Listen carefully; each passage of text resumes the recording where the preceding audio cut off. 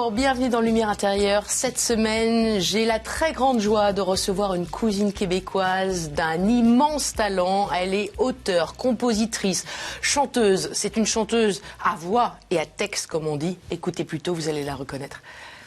Comment t'as pu trouver un homme qui n'a pas peur, qui promet sans trembler, qui aime de tout son cœur? Je le disais il y a longtemps, mais pas de la même manière. T'as de la chance, maman. Le plus fort, c'est mon père. C'était en 1994. C'est l'un de vos titres phares et il y en a eu beaucoup d'autres. Après, Linda Lemay, merci d'être avec nous. Merci de m'accueillir. Dans Lumière gentil. Intérieure, sur KTO, on est vraiment ravis, enchantés. Vous avez beaucoup d'actualités en ce moment. Vous étiez beaucoup au Québec pour votre tournée La vie est un conte de fou. Est un conte de fées aussi, mais un conte de fou, surtout. Un peu des deux. Un peu des deux. Et vous poursuivez donc en France en ce moment. Il y a pas mal de dates, avec l'aboutissement à la fin de l'année, 18 décembre 2023. On vous retrouve à l'Olympia. C'est votre 63e Olympia, déjà. Incroyable. Grâce au public. Incroyable. Fidèle. Plus de 30 ans de carrière déjà, Linda Lemay. Oui, effectivement. 15 albums. Ça commence à faire pas mal plus, même. Donc, oui. Et toujours autant d'inspiration. Et toujours autant de joie de faire ce métier, de créer. J'ai la même passion, sinon une passion encore plus grande aujourd'hui, vu qu'elle est nourrie de plus de 30 ans d'expérience. C'est fou. Je me sens encore comme la petite fille de 23 ans qui débutait au Festival de la chanson de Granby, un festival important chez nous, un concours de chansons. Vous avez eu un prix. Et j'avais gagné le premier prix. Vous en avez gagné beaucoup des prix, hein? Oui, quand même. On en parlera. J'en ai accumulé, oui. Et donc, 32 ans après, on vous retrouve. Dans votre tournée, vous interprétez quoi? Beaucoup de vos anciens titres ou tous vos nouveaux titres? Parce que ça, on va en parler, hein, de votre projet. Oui. Votre projet, il était 11 fois. Alors, l'objectif, c'est de créer 11 albums. Oui. Vous en êtes en ce moment au 8e. Oui. 6 et 7e sont en cours. Ont déjà été créés. Oui. 11 albums de 11 titres. Tout ça en 11 111 jours. C'est votre en 1111 jours. 1. Donc, voilà. Alors, pourquoi ce 11 ou pourquoi ce 1 partout? Bien, c'est un peu un hasard parce qu'au moment où j'ai décidé de me lancer dans un projet démesuré, parce que j'avais besoin de liberté, besoin d'espace pour tout dire ce que je voulais dire, à ce moment-là, j'avais le téléphone de ma fille dans les mains, elle qui était dans sa classe et elle ne pouvait pas apporter son téléphone avec elle.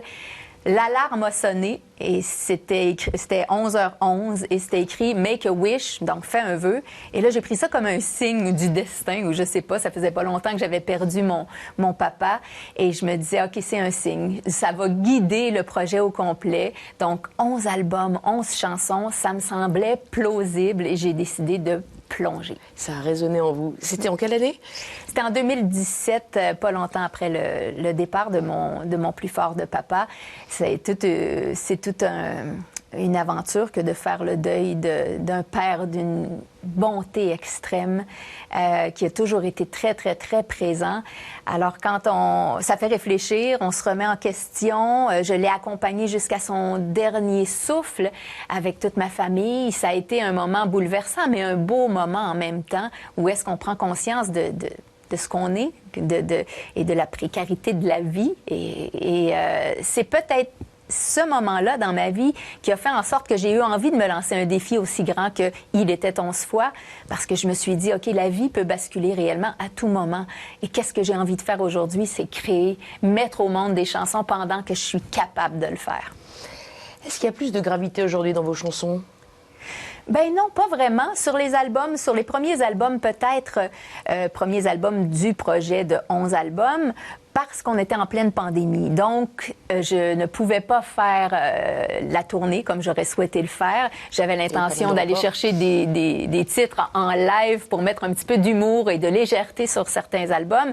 Et finalement, ça a fait des albums un petit peu plus sombres, mais les chansons plus rigolotes s'en viennent dans les prochains. Oui, de plus en plus. C'est le cas notamment de l'album numéro 7. L'album numéro 6 aussi, Mangue, Bijoux, Maintenant que les hommes. Ça fait partie de certains de vos titres. Je vous propose de les écouter. Ce bijou que j'ai là entre mes deux jambes, il aurait très bien pu m'être arraché. Si j'étais née là-bas où les genoux tremblent, à l'heure où les filles tout se font faucher.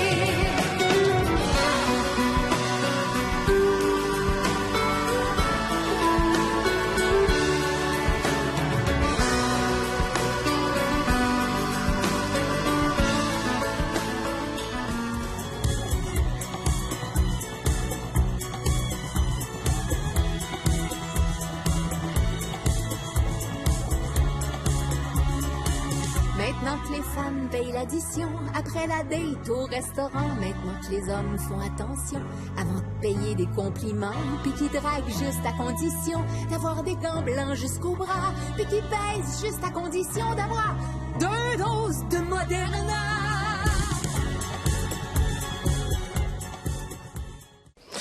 Donc là, c'est l'album Il n'y a qu'un pas, Oui. l'album numéro 6. Vous aviez promis 11 titres par album, là, il y en a 14.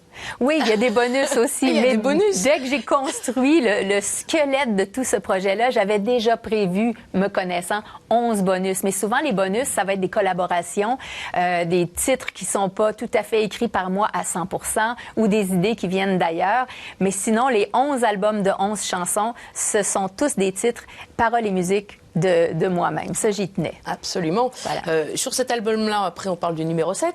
Est-ce qu'il y a un titre préféré? Moi, j'ai particulièrement, Oui. évidemment, entendu avec beaucoup d'émotion L'Éternel embouteillage. Oui, ça, c'est... Un hommage à Charles Aznavour. Et forcément, vous avez une histoire avec Charles, Oui, le grand Charles, effectivement. qui vous a totalement lancé en France aussi. Il m'a ouvert les bras dès qu'on s'est rencontrés, c'était en 96. Et c'était donc juste avant que ça explose pour moi, ma carrière en France.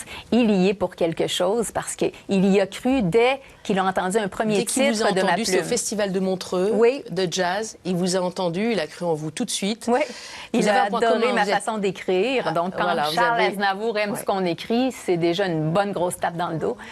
Et voilà. Et c'est vrai, il y a des points communs un petit peu dans votre écriture, non? À tous les deux. Bon, on aime raconter des histoires, Vous racontez on des aime histoires. écrire des scénarios, c'est presque des petits films. Et puis, évidemment, avec un maître comme Charles Aznavour, c'est très, très, très inspirant. Et d'avoir sa bénédiction pour faire ce métier-là, et de l'entendre dire au public, allez écouter ce qu'elle fait, c'est bien écrit, eh bien là... C'est sûr, et le public a suivi. Oui. En tout cas, bon, vous avez gagné pas mal de prix. Donc, je parlais de cette chanson-là. Vous avez un titre préféré sur l'album numéro 6? Après, on parle de l'album numéro 7. L'album numéro 6, c'est sûr que le premier titre, qui s'appelle L'Éternel embouteillage, qui m'a été inspiré par Charles, ça reste une de mes préférées parce que souvent, je m'attache à mes plus récents titres. Ce que je viens d'écrire, c'est souvent ça que je préfère. C'est ça que j'ai envie de dire à ce moment-ci de ma vie. Et ce texte-là, ben, il m'a été inspiré du dernier regard que Charles Aznavour m'a lancé. Un regard très ému qui me disait, on était au Québec, il venait de faire son spectacle et il m'a dit, mais tu sais, Linda, les amis qui ont fait que je me suis attachée autant au Québec, là, tous ces amis-là, que j'en avais plusieurs ici, il dit, ceux-là, ils sont tous disparus. Ils sont tous partis. Et il avait énormément d'émotions dans sa voix, dans son regard. Et j'étais touchée qu'il me fasse confiance et qu'il me fasse cette confidence-là. Ça m'a habité pendant des années. Et récemment, au retour d'un bout de tournée ici, de ce côté-ci de l'océan, donc, j'étais en avion et la chanson m'est venue spontanément. J'imagine que j'étais en contact avec lui un petit peu et qu'il m'a peut-être suggéré ces mots-là et ces images-là. Ça vous arrive souvent, comme ça, d'avoir des inspirations, la musique, les mots qui arrivent tout de suite? Oui. Ça se passe comment, d'ailleurs? D'abord la musique, d'abord les mots? Mais je trouve ça magique. Il n'y a pas une façon de faire qui est meilleure qu'une autre. Parfois, c'est très spontané. On se laisse surprendre par l'histoire qui apparaît, par les mélodies qui nous viennent naturellement. Ça peut se faire très, très rapidement. À d'autres moments, ça va être plus de réflexion, plus de recherche de la bonne image, de la bonne tonalité, du bon rythme et tout ça. Ça va être un petit peu plus long au niveau de la création, mais il n'y a pas de mauvaise méthode quand c'est l'émotion qui guide le tout. Quand on parle de cette dernière chanson, celle en hommage à Charles Aznavour, c'est vrai qu'elle évoque les anges, Ouais. les fantômes. Oui. Ce sont des présences qui sont familières pour vous? Ben moi, j'aime croire à l'énergie qui reste. Donc, quand je pense qu'on vit notre vie et qu'on dégage beaucoup de bonté, et on laisse des bons souvenirs, c'est ça le paradis, en fait. Là, c'est d'être capable de laisser à ceux qui qui vont rester, énormément d'amour en souvenir. Et puis, c'est ce que mon papa nous a laissé. Et d'ailleurs, c'est pour ça que je pense que papa, là où il est, il m'a pas... je ressens pas une absence, je ressens une présence. Et c'est pour ça que le deuil, je le ferai toute ma vie, j'imagine, le deuil de mon papa ou des gens que j'aurais aimé inconditionnellement, mais c'est pas un deuil qui est lourd, qui est difficile à faire parce que sa présence est palpable. Et je le sais qu'il est là et qu'il m'accompagne dans tout ce grand projet-là. C'est pour ça que j'ai peur de rien. Je me dis, c'est démesuré, mais faisons confiance à la vie. Et la vie est plus grande que la mort. Ça, c'est mon avis à moi. Vous êtes aidé et protégé par Alphonse. Alphonse et Johnny et Charles Aznavour. Et donc, il y a plein, justement, comme le dit ma chanson, il y a plein d'anges qui s'accumulent dans le ciel. Parfois, on se demande où est-ce qu'ils sont, mais dans ce cas-ci, dans mon cas, en tout cas, je me sens très bien accompagnée. Charles Aznavour, vous l'aviez vu à la fin de sa vie? À la toute fin de sa vie, non. Parce que vous qui avez écrit une chanson sur la centenaire, lui-même pensait qu'il allait devenir centenaire, on l'espérait tous. Oui, j'étais sûre qu'il allait... on n'a jamais pensé que Charles Aznavour pouvait disparaître, tellement il a chanté la jeunesse. Et il la comprenait, la jeunesse, et il l'a portée en lui jusqu'à la fin de ses jours. Moi, quand je l'ai vu, c'était quelques années plus tôt, avant son départ, mais quand il me cherchait après son spectacle au Québec, il disait « Hey Linda, je voulais que tu me dises qu'est-ce que tu as pensé de ma nouvelle chanson. » Et dans ses yeux, il y avait une lumière d'une jeunesse incroyable. On aurait dit un petit garçon de 16 ans qui venait d'écrire son premier texte puis qui voulait savoir ce que j'en pensais. Et ça, cette spontanéité-là, cette jeunesse-là, cette simplicité qu'il avait, la simplicité des plus grands, c'était très, très touchant. Et c'est pour ça qu'il nous quittera jamais. Vous non plus. Je crois pas. Album numéro 7, à écouter également Entre la flamme et la suie, parce qu'ils ont chacun un titre. Oui. Ça, c'est un album plus sur l'amour, quand même. Oui, mais c'est ça que j'aurais jamais fait dans ma carrière si je m'étais pas offert ce projet-là. C'est que j'écris des chansons d'amour, mais je les sors très peu souvent de mes tiroirs parce que je me dis, non, une chanson d'amour qui va à peu près bien... C'est trop facile. Normalement, quand je fais un album, je vais aller chercher la plus drôle, la plus déchirante, mais j'irai pas dans tout ce qui est entre les deux. Et dans ce projet-là, comme j'ai de l'espace et comme c'est beau l'amour, je me suis dit, pourquoi ne pas faire un album au complet uniquement avec des chansons d'amour, et je me suis amusée à faire ça. Donc, ça raconte tout plein d'histoires. 12 titres et non pas 11, encore une fois. Oui. Il y a du bonus. Parce qu'il y avait une chanson qui n'était pas inédite, qui avait déjà... remixé, oui. Et voilà, donc c'est pour ça que j'ai décidé d'en mettre une de plus. C'est un bonus, mais c'est un remix. Sur cet album-là... Tient le plus à cœur? Je veux des baisers. Parce que c'est une chanson très charnelle, sensuelle.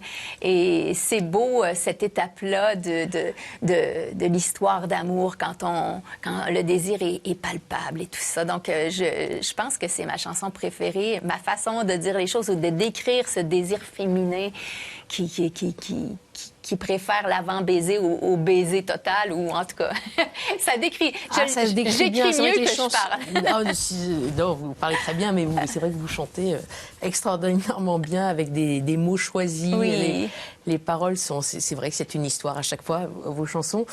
Dernier album en cours, donc ça c'est le numéro 8, qui est toujours en création, ou en fin de création? Le 8 est déjà Entre terminé. le rêve et le souvenir. Et voilà, parce que dans les sujets de chansons que j'avais choisi de faire, il y en avait 11 au départ, 11 thématiques ou 11 catégories de chansons. Évidemment, il y avait la fin de vie et le deuil, parce que je venais de vivre ça avec mon papa, puis que ça a été un petit peu le point de départ de tout ce projet-là. Après ça, il y avait l'hommerie, tout le côté sombre de l'humain.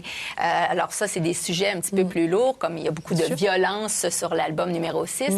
Arrivé à l'album numéro 8, autant je parlais des derniers pas dans la vie, je voulais raconter aussi mes premiers pas, mais dans ma carrière. Et les premiers pas dans ma carrière, ce sont des chansons souvenirs, des chansons qui ont parfois un peu existé sur scène, mais qui n'ont jamais été enregistrées. Et ça me tentait d'emmener mon public dans ces souvenirs-là qui ont été marquants pour moi. Des chansons qui sont des succès, mais juste pour la famille chez moi, parce que ça a vécu sur des cassettes qu'on se transmettait. Oh, ma tante, est-ce que tu veux écouter mes chansons? Ma mère, mon père avaient ça dans l'auto. Mais sinon, le grand public n'avait pas découvert ça. Alors, on s'amuse avec des petits bouts de de cassette et puis on a orchestré, donc façon aujourd'hui avec peut-être 2 tons plus bas dans ma voix parce que j'ai vieilli et que c'est pas du tout la même tonalité. Ouais. Donc, c'est le fun de voir à quel point ça a évolué. Et là, il y a quoi comme petit morceau préféré aussi Oh mon Dieu, bon, il y en a tellement. Mais ça peut encore changer parce que j'ai décidé de consacrer 2 des 11 albums aux chansons souvenirs. Alors, si j'y arrive, les 2 pourront voir le jour donc, au mois de mai. 8, ça va être 8 et 9. 9, c'est ça, au vont mois de être mai. consacrés aux chansons souvenirs. Et 10 et 11 Ça, ce sont toutes des nouvelles chansons aussi, des chansons inédites. Qui sont en gestation déjà ou pas? Ah, sont déjà écrites. Oui. Elles sont déjà écrites. Elles sont déjà tout toutes est... écrites parce que autant j'ai décidé de sortir 11 albums sur 1111 jours, mais ça m'a pris comme préparation à peu près 1111 jours aussi pour tout écrire et tout préparer et enregistrer. Incroyable. Là, on peaufine et comme je continue d'écrire énormément, des fois, j'ose enlever une chanson qui était prévue puis en mettre une plus nouvelle parce que bon, les années c'est incroyable, passent. cette créativité que vous avez en vous, c'est ça foisonne chez vous. Parce qu'il y a d'autres artistes qui ont parfois la page blanche, le manque d'inspiration. Mais si je ne l'ai pas, la peur de la page blanche, c'est que quand elle est blanche et que je me sens pas inspirée, je ne force rien. Donc, je peux passer des mois sans écrire, sauf que ça me manque, évidemment. C'est presque physique pour moi. Et je me sens moins bien dans mon humeur. Mais quand je viens d'écrire une nouvelle chanson et que je sens que j'ai toucher à l'émotion à laquelle je voulais toucher de la bonne façon, avec les bonnes rimes, les bons mots, les belles images, et que la musique accompagne à merveille ce que je veux raconter, eh bien, il y a un sentiment de satisfaction indescriptible. Et totalement transmissible, que vous partagez à tout le monde. En tout cas, c'est ce qu'on reçoit et qu'on ressent. Ah, merci. Je vous propose de passer à la deuxième partie, Linda. C'est la partie où je m'éclipse. Je vous laisse seule face à 4 mots que je vous propose et on continue notre discussion à distance. Parfait. À tout de suite. À tout de suite.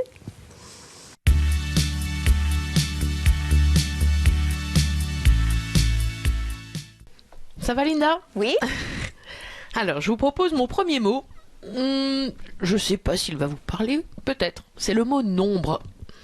On parlait de nombre tout à l'heure. Le nombre 11. Oui, exactement. C'est sûr que quand on parle de nombre, je peux penser au nombre de chansons que j'ai eu le bonheur d'écrire dans ma vie, et en particulier pour ce gros projet-là que je suis en train de réaliser.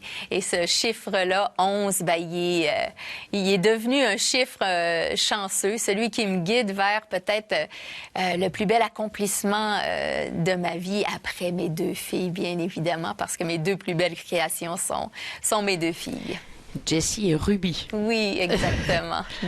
Qui ont 15 et 25 ans? Ma grande fille, elle a 25 ans. Ma plus jeune a 16 ans, vient d'avoir son permis de conduire temporaire.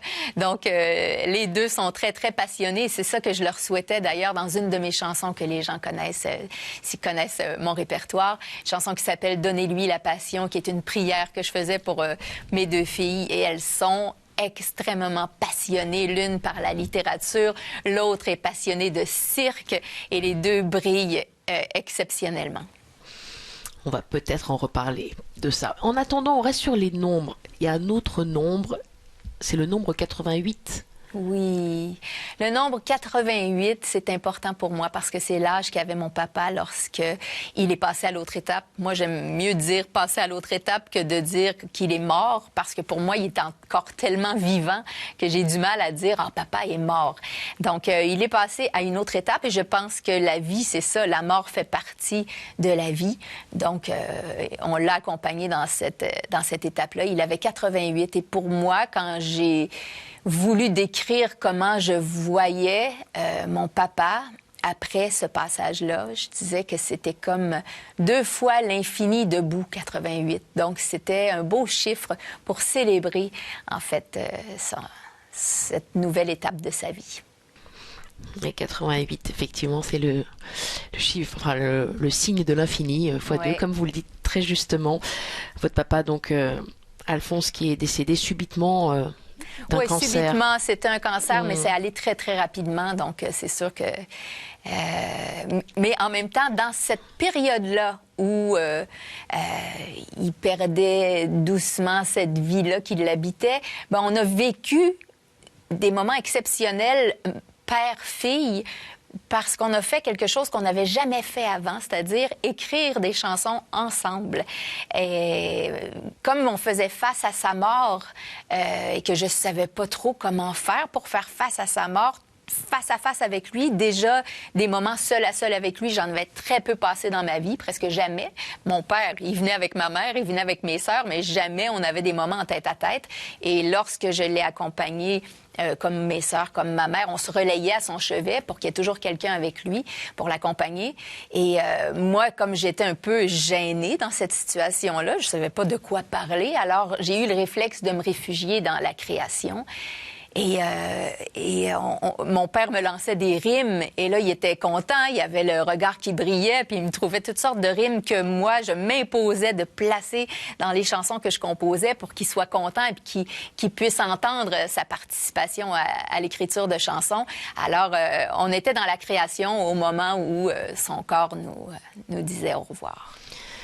Ce père a toujours été un héros pour vous, puisque dès l'âge de 9 ans, vous avez déjà composé « Papa, es-tu là » ? Oui, c'est vrai. Papa, es-tu là, qui était ma première chanson. J'avais écrit ça avec ma plus jeune sœur. En fait, on s'est levé un matin avec l'idée un peu folle d'écrire une chanson, même si on ne savait pas comment. Et puis, c'est ce texte-là qui est sorti. Papa, papa, papa, es-tu là, papa? N'arrives-tu pas? Maman est malade, elle va bientôt mourir. C'était très dramatique, ça finissait mal, mais ça démontrait que j'étais très consciente de la chance que j'avais d'avoir des parents aussi extraordinaires. Je me sentais en sécurité. Alors, on dirait que même aujourd'hui, lorsque j'écris des chansons, souvent, c'est la peur de perdre ce qui m'est cher qui va me faire écrire parce que j'ai conscience de la valeur que ça a. Cette chanson « Papa, es-tu là » fait penser aussi à la chanson de Barbra Streisand, « Papa, can you hear me » dans ça, Yentl. c'est beau. C'est beau aussi. Ah, ça, c'est magnifique comme chanson. Mais tout comme les vôtres. Merci. Une belle voix, un beau texte. Alors, on est sur les nombres. Il y a beaucoup de nombres. Vous êtes né le 25 juillet 1966 oui. à Port-en-Neuf.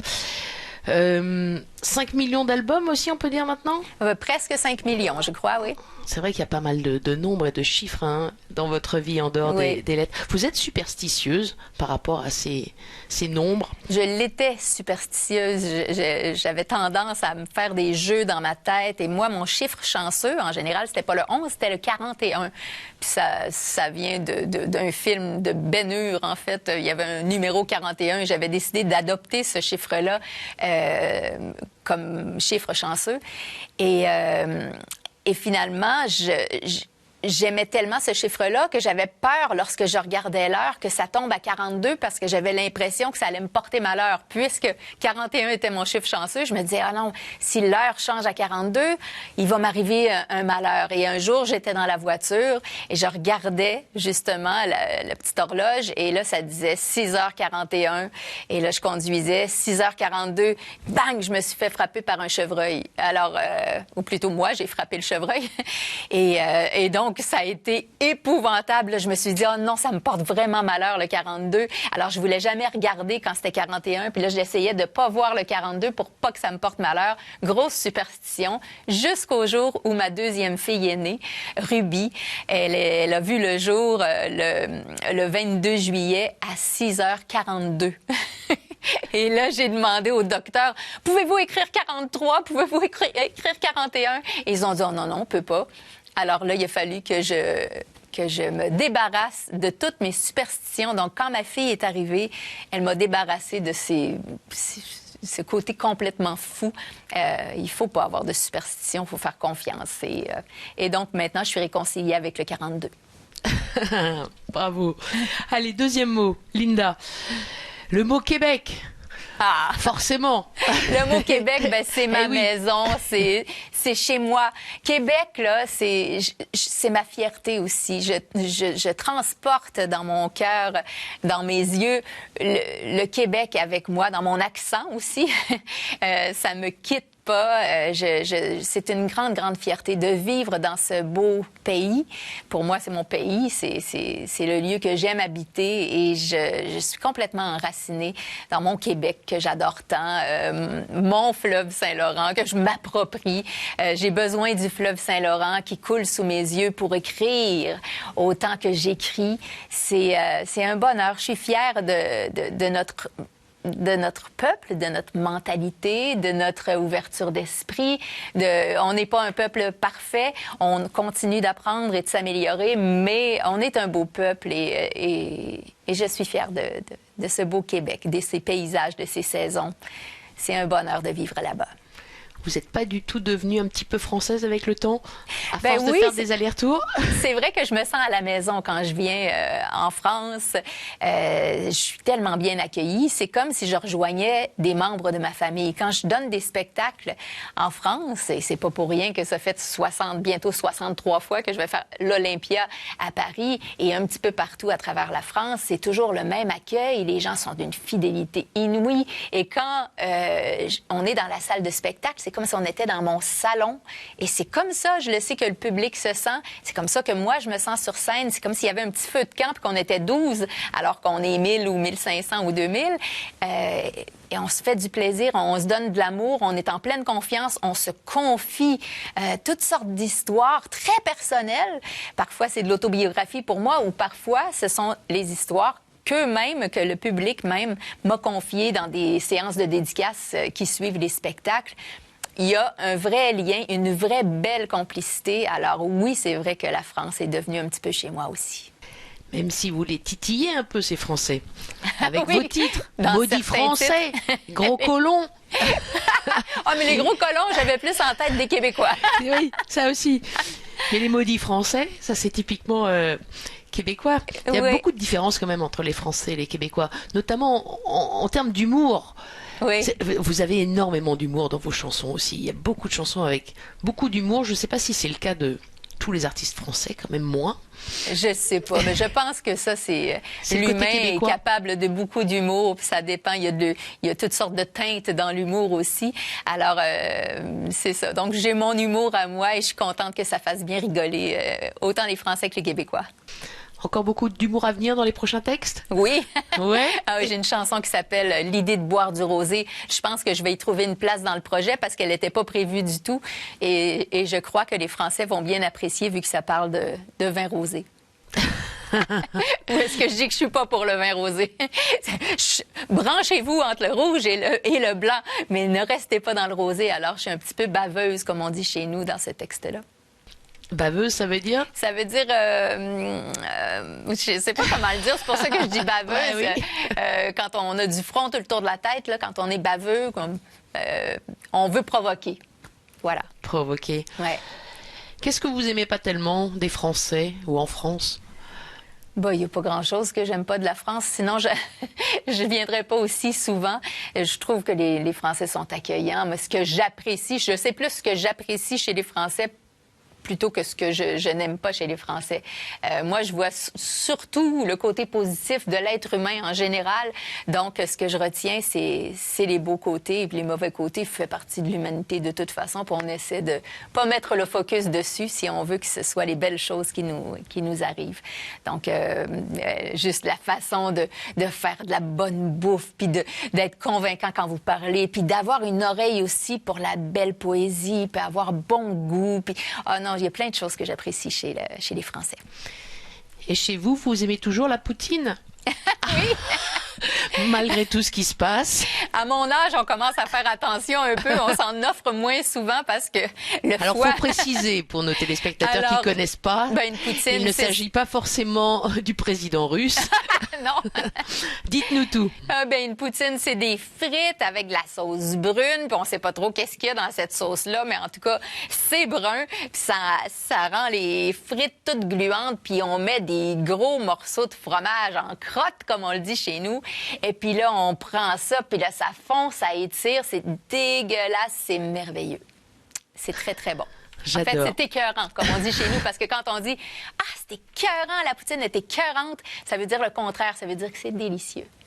beaucoup de contradictions. Mais Oui. c'est ça la vie. La Oui. haine, l'amour, le mélange, le bordel. Pardon, Et je voilà. retire. Allez, troisième mot. Le mot passion. On en parlait déjà tout à l'heure un petit peu. On en a parlé tout à l'heure. Donnez-lui la passion. Quand on me parle de passion, moi, c'est ce qui m'habite. Et je me considère très privilégiée comme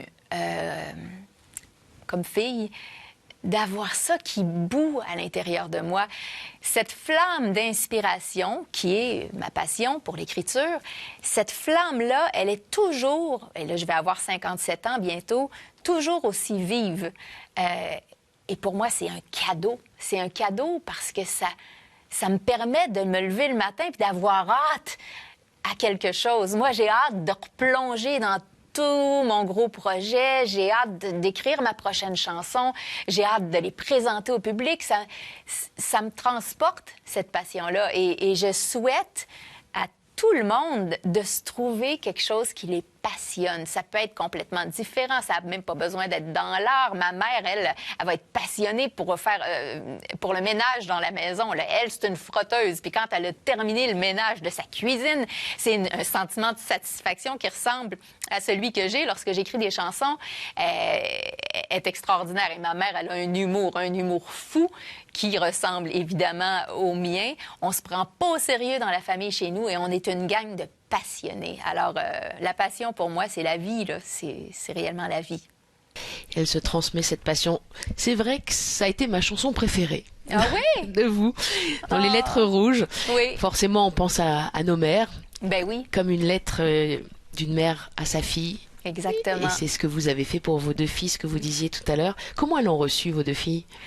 Ma grande fille a eu du mal à l'écouter à un moment donné. C'est une sensible et quand je l'ai chantée sur scène, elle avait comme trop d'émotions puis elle avait du mal à se contenir parce qu'elle voulait pas imaginer sa mère morte. Et dans la chanson, c'est un peu ce que je décris. S'il faut que je disparaisse et que j'ai pas eu le temps de dire au revoir à mes filles, faites que ça se passe bien pour elles, faites qu'elles soient passionnées et que cette passion-là les aide à passer à travers les épreuves de leur vie.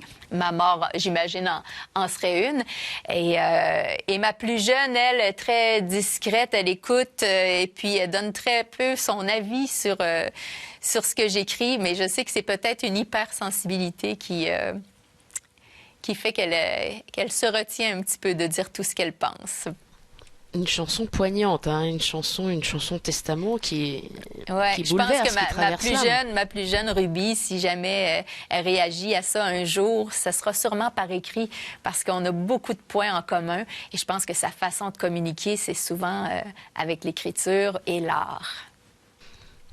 Et vous, votre chanson, il y en a tellement, on parlait de nombres, on n'arrive même plus à les compter.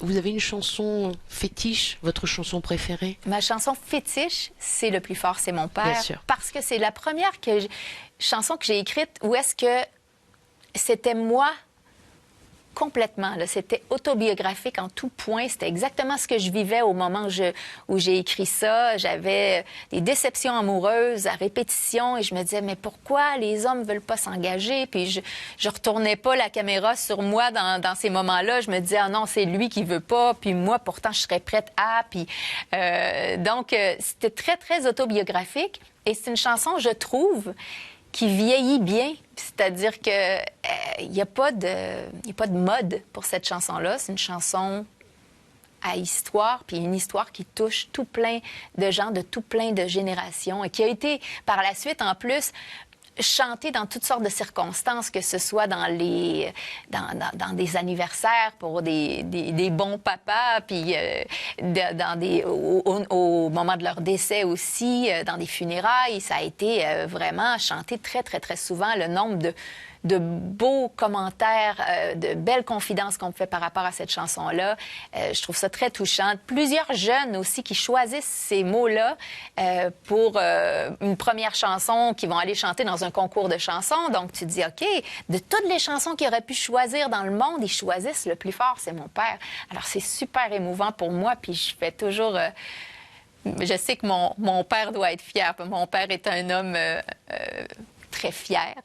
Et quand il entend tous ses plus forts, c'est mon père chanter un petit peu partout sur la planète, je suis sûre qu'il est ravi. Sans doute. On entend femme passionnée. Vous êtes aussi une passionnée en amour, j'imagine. Oui. Oui, en amour, ça a été des belles histoires que j'ai vécues. Là, en ce moment, mon amour, c'est mon projet. Mais oui, j'ai vécu des belles histoires, mais tellement passionnées que peut-être que c'était pas voué à la longévité. Voilà. Fait que, mais je vis tout ce que je vis assez intensément.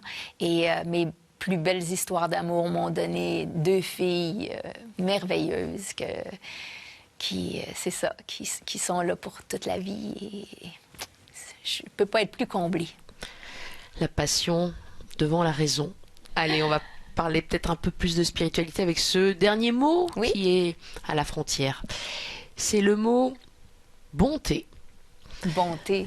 Bonté, parce que vous avez déjà été invité ici. Oui. Il y a quelques années, et on vous avait interrogé sur votre croyance en Dieu, et vous aviez évoqué la bonté, justement. Oui, pour moi, c'est la bonté universelle, le ciel, le paradis, c'est la bonté universelle. C'est tout ce qu'on peut dégager de bonté, c'est chaque geste bon qu'on peut faire envers qui que ce soit sur la planète, envers quoi que ce soit de vivant, c'est le respect. Et ça, j'ai eu la chance d'avoir des parents qui sont des bonnes personnes, qui croient à ça, qui croient aux bonnes valeurs, le respect, de faire attention à ce qui nous entoure. Alors moi, je suis une adepte des bonnes énergies. Souvent, même ma plus jeune sœur, Diane, se moque de moi parce que je dis « Non, mais il y avait des bonnes énergies, là, tu sais, des énergies positives. » J'arrête pas de parler d'énergie, mais j'y crois. Pour moi, c'est ça, le ciel. Mon père disait tout le temps, le ciel ou l'enfer, on se le fait sur terre. Et puis, lui, il a bâti le ciel. On en profite, puis on essaie d'être à la hauteur de ce qu'il a commencé à bâtir. Bonté, ça va avec... et ça rime avec sincérité, avec générosité. Oui. C'est vrai que vous vous êtes fait connaître en 1995 avec La Visite, oui. où vous décrivez justement l'hypocrisie des réunions de famille, avec cette bienveillance supposée, ces sourires faux. Exactement. C'est pas ça la bonté. Oui, mais c'était évidemment avec plein d'humour parce que c'est très autobiographique aussi. Donc, je pense être une bonne personne, mais je suis capable d'humour aussi, puis de dire un petit fond de ma pensée quand on n'est pas prêt à recevoir quelqu'un qui tout à coup vient et s'impose. On se dit, ben non, mais annonce-toi, je suis pas prête, là. J'ai rien pour souper, je vais pas commencer à faire à manger. Donc, moi, je suis vraiment le genre à me cacher derrière le comptoir puis attendre que ça parte. C'est même pas des blagues, finalement, jusqu'à un certain point. On peut pas toujours être bon. Non, finalement, mais je suis bonne quand même. Mais oui. Même quand je suis toute accroupie derrière mon comptoir, je demeure une bonne personne. C'est juste qu'il faut m'aviser avant de venir me visiter. Faut vous prévenir. Oui. On dérive petit à petit sur la foi dont vous avez déjà parlé ici, mais reparlons-en un peu. Oui. Ça fait quelque temps. Quel est votre rapport à la foi? Vous êtes de confession catholique? Oui, mais je suis pas pratiquante. Et puis après ça, les religions, moi je me dis, je crois à la bonté humaine. Donc, peu importe la religion qu'on pratique ou tout ce qu'on ne pratique pas, pourvu qu'on pratique la bonté au jour le jour, et c'est gagné. C'est pas plus compliqué que ça, finalement. Donc, si tout le monde se respectait, si tout le monde s'écoutait, si tout le monde s'entraidait, ce serait évidemment idéal. L'être humain sera toujours fait de part d'ombre et de part de lumière. Alors, moi, comme être humain, je crois que si on met notre focus sur la lumière, on va récolter beaucoup de lumière. Et c'est ma façon de vivre ma foi. Souvent, je vais dire, je crois au miracle. Ben oui, mais je crois au miracle vraiment parce que j'ai constaté que quand on croit à cette lumière-là qui est à l'intérieur de tout être humain a des parts de lumière. Parfois, il va laisser sortir plus ses parts d'ombre, mais moi, je crois que chacun, on est tous capables d'énormément de lumière. Alors, plus j'y crois et plus je côtoie des gens en y croyant, plus je fais sortir leur lumière en étant lumineuse moi-même. Et puis, ça crée de la lumière partout. Donc, c'est un peu ma façon de croire en ce qu'on peut appeler Dieu, ou on appelle lumière, ou on appelle bonté. Pour moi, tout ça, c'est synonyme de Dieu, en fait. Ça tombe bien, vous êtes dans lumière intérieure. Ah oui, c'est Et vrai. vous projetez votre lumière à l'extérieur. Vous avez des petits rituels ou pas du tout vous, dont on entend certaines chansons, on en parlait dans les églises. Oui. Vous allez parfois À l'église? à l'église. Non. Non. Non. Non, même ma deuxième fille n'est même pas baptisée. Je me dis, elle fera le choix elle-même. Si elle veut se faire baptiser un jour, ça sera son choix. Mais je laisse vraiment chaque personne libre. Et ce que j'enseigne, ça s'inscrit pas dans une religion, même si je suis de religion catholique.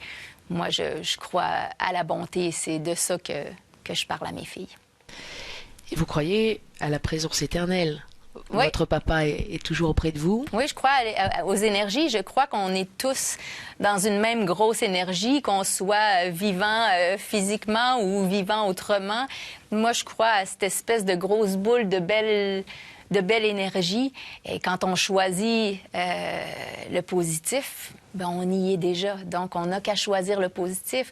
Et parfois, on se complaît dans du moins positif. Et puis, quand on sème du négatif, ben on reçoit du négatif, puis à un moment donné, on comprend, mais je pense que je ne juge pas. J'ai vécu des périodes où c'était moins facile, et je me suis rendu compte que je me nourrissais peut-être de choses moins positives. Donc, il suffit D'inverser? d'inverser. Vous vous forcez justement parfois à être plus positive? Bien, c'est pas que je me force. Une forme de méthode Coué, du bonheur, parfois? Ouais, ben moi, ce que je fais souvent quand je me lève le matin, et pour vrai, je fais ça, j'écris ma liste de positifs. Mais le matin, parce que moi, j'aime ça écrire. Au-delà d'écrire des chansons, j'aime le geste d'écrire dans des cahiers.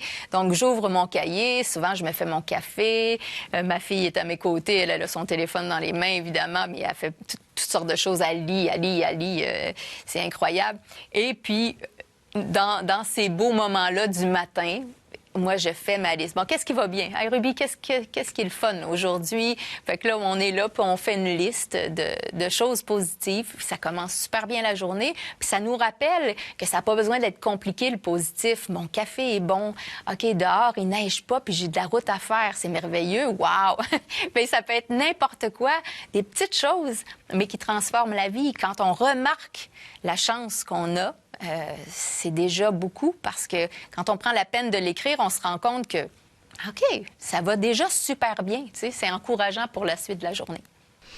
Se réjouir des petites choses de la vie. Oui. C'est ça, la recette du bonheur.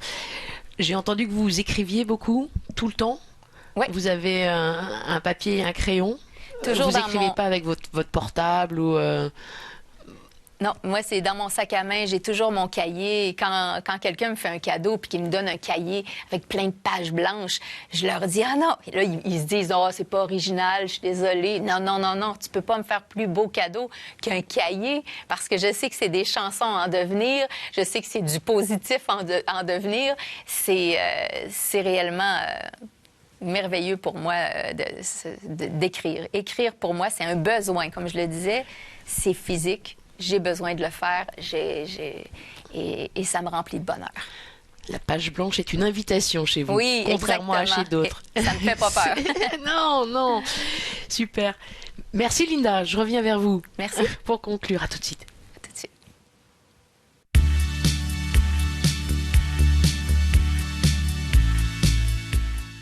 Linda, je suis de nouveau en face de vous. Oui. Ça va? Ben Comment oui, s'est ça passée va cette super expérience? Ben écoute, c'est aller loin dans toutes sortes de sujets, non? C'était bien. Ça vous est déjà arrivé d'être comme ça, seule avec quelqu'un qui vous parlait dans le micro Non, je pense pas. Non? Je pense pas. Vous êtes jamais allé voir un psy? Ah, ils font ça dans les bureaux de psy? Je sais pas. Ben, je suis déjà allée voir un psy, mais j'ai jamais fait de suivi. Souvent, c'était pas la bonne personne. Donc, ça n'a jamais à donner. Puis de toute façon, mes meilleurs psychologues sont dans la famille. Chez moi, on se parle énormément. On a beaucoup de communication entre nous, mes sœurs, ma mère. Et avant, mon père, lui, était plus discret, comme je le disais. Une famille très féminine, hein? Oui, effectivement. Beaucoup de femmes? Beaucoup de femmes, oui. Transmission féminine avec 2 filles aussi. Oui, exactement. Et puis, c'est ça, il n'y a pas de tabou. Comme quand papa est décédé, tout avait été dit. Donc, il n'y avait pas de regrets ou de moments où est-ce qu'on se disait, oui, mais ça, j'aurais aimé ça y en parler. Et c'est ça qui rend, je pense, les deuils difficiles. C'est quand il y a des choses qui sont comme pas réglées. J'ai eu ce bonheur-là d'avoir un père avec qui tout avait déjà été dit. Et mon père n'était pas du genre à dire à ma mère « Ah, je t'aime » à tous les jours. Même que c'est très rare qu'il lui a dit, parce qu'il lui démontrait à chaque moment de sa vie. Il n'y a pas un moment qui n'était pas empreint d'amour. Alors, il n'y avait pas besoin de préciser en passant « je t'aime ». Ben non, mais c'était évident. C'est comme il ne l'a jamais demandé en mariage non plus. C'était évident. Ils se sont rencontrés. Et puis, à un moment donné, il y avait les plans de la maison qui étaient faits. Puis après ça, ils se sont mariés. Il n'y a jamais eu de demande en mariage parce que c'était évident. Comme dit le poète, il n'y a pas de mots d'amour, mais il n'y a que des actes d'amour. Et voilà. Je me souviens plus de l'écrivain qui a dit ça, mais c'est très juste. Vous, je pense aux fées, on parlait des fées et des fous tout à l'heure, parce qu'on va reparler de votre tournée. Hein. La vie est un conte de fous et la vie est un conte de fées pour vous, quand même. Les fées se sont penchées sur votre berceau. Vous avez un don incroyable. On en a parlé, là, cette énergie, et puis aussi tout le temps un robinet de création en permanence. Très tôt, vous saviez que vous aviez ce don, cette... Vous l'avez perçu comment? Parce que au début de ma vie, j'étais dans l'observation. Vous avez eu plein de prix, vous avez quand même eu... Au début de ma vie, j'étais dans l'observation. C'est comme si j'osais pas plonger dans le monde que j'observais. Je voyais pas où est-ce qu'était ma place. J'avais même l'impression que je pouvais rien apporter au monde d'intéressant. C'était vraiment comme ça que je me sentais à l'intérieur de moi. Donc, je restais à l'extérieur, j'étais dans ma bulle, je communiquais pas. Et puis, c'est par l'écriture, donc j'ai réussi à sortir de cette bulle-là et de me trouver une place dans le monde. Alors, ça m'a un peu sauvée. Pas que j'étais pas malheureuse dans ma bulle, ça allait quand même bien, mais il me manquait quelque chose. Et dans la famille, votre place, vous l'avez trouvée? Vous l'aviez pas tout à fait trouvée à l'époque? Vous étiez... J'étais la fille du milieu, donc ma grande sœur qui, elle, s'entendait bien avec les plus vieux, ma plus jeune sœur qui, elle, faisait rire tout le monde, et puis moi, j'étais comme un peu effacée entre les deux, avec mes grands yeux transparents, puis j'avais l'impression que j'étais un peu un poids, fallait se taper Linda, là, qu'est-ce qu'on fait? On l'emmène magasiner, puis c'est elle qui traîne en arrière.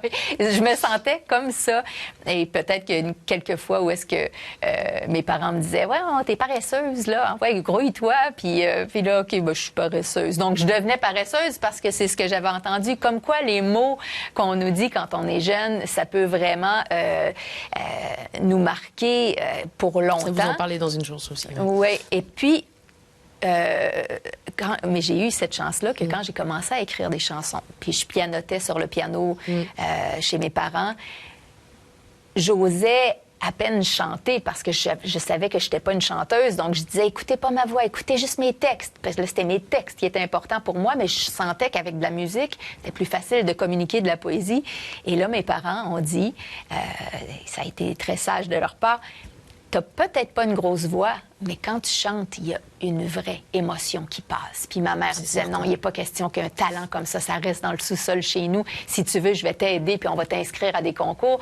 Donc, d'être accompagné par nos parents et d'être encouragé par nos parents, ça fait une grosse différence dans une vie. Alors, et après ça, il y a beaucoup de travail. On a une responsabilité quand on se dit, OK, j'ai la chance d'avoir une belle carrière qui est amorcée. Si on veut qu'elle continue, là, c'est du travail. Et là, mon projet, c'est du travail jour et nuit. Ça, on imagine. Ouais. Et c'est encore en cours de route. Oui, c'est pas fini. Et c'est pas fini. On en est au 8e album. Il y en a encore 2, 3 à venir. Il faut absolument aller l'écouter. Elle est en tournée en France en ce moment, Linda Lemay, avec La vie est un conte de fou. Si vous pouvez pas la voir en province, venez la voir à Paris. À mon avis, les places vont être vite prises. Hein. 18 décembre à l'Olympia, son 63e Olympia. Et puis, toujours ce projet. Oui. autour du 11, ce chiffre fétiche. Oui, exactement. Il n'y a qu'un pas, c'est un album sur toutes les teintes de la violence, mais avec beaucoup d'humanité, évidemment, avec des touches d'humour qui dédramatisent un petit peu. Puis après ça, il y a l'album d'amour qui va arriver à peu près pour la Saint-Valentin. Donc, toutes sortes de nouvelles chansons. Super. Merci infiniment, Linda Lemay, d'avoir été avec nous. Merci à vous.